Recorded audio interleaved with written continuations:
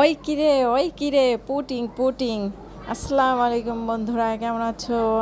আলহামদুলিল্লাহ, আমি ভালো আছি। আজকে তোমাদের জন্য নিয়ে আসলাম পুটিংয়ের রেসিপি। তো আমি 1 কেজি পরিমাণে লিকের দুধ নিয়েছি, সাথে গুঁড়ো দুধও দিয়েছি, তো সেটা তোমাদের দেখাতে পারলাম না। আমি দুধটা ভালো করে জাল দিয়ে নিলাম। এর মাঝে আমি 6টা ডিম নিয়ে নিয়েছি। ডিমগুলো এক এক করে ভেঙে এখন ডিমগুলো ভালো করে ফেটে নেব। ডিম ফেটতে ফেটতে মাঝে আমি দিয়ে দিলাম চিনি। তো আমার স্বাদ মতন আমি চিনি দিয়ে নিয়েছি। বন্ধুরা, তোমরা যদি বেশি খাও তাহলে বেশি দিতে পারো, কম খেলে আরও কম দিতে পারো। তো আমি এখন আমার দুধটা জাল দেওয়া হয়ে গেছে। ভালো করে দুধটা জাল দেওয়া হয়ে গেছে পরে আমি ফ্যানের নিচে নিয়ে দুধটাকে ভালো করে নেড়ে চেড়ে ঠান্ডা করে নিচ্ছি।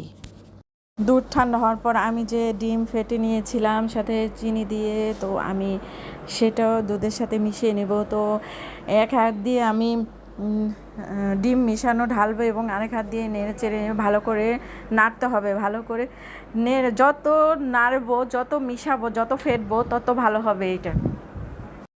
তো আমি ভালো করে এটাকে ফেটে নিচ্ছি।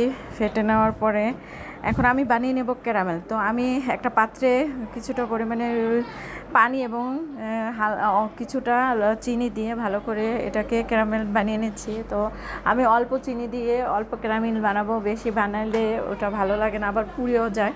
তো আমি হালকা লাল বানাবো ক্যারামেলটা।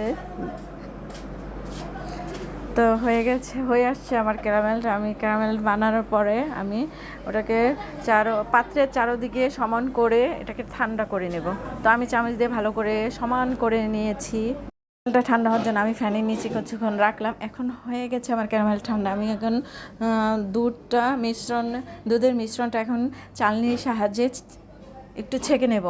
যেহেতু দুধের সর আছে এবং আমি কিছুটা পাউরুটি দিছি, তারপর গরম মশলা আছে, তো এগুলো আমি ছেঁকে নিলে সব উপরে আবরণটা থেকে যাবে এবং নিচে দুধটা পড়ে যাবে, তো দুধের ক্রিমটা পড়ে যাবে।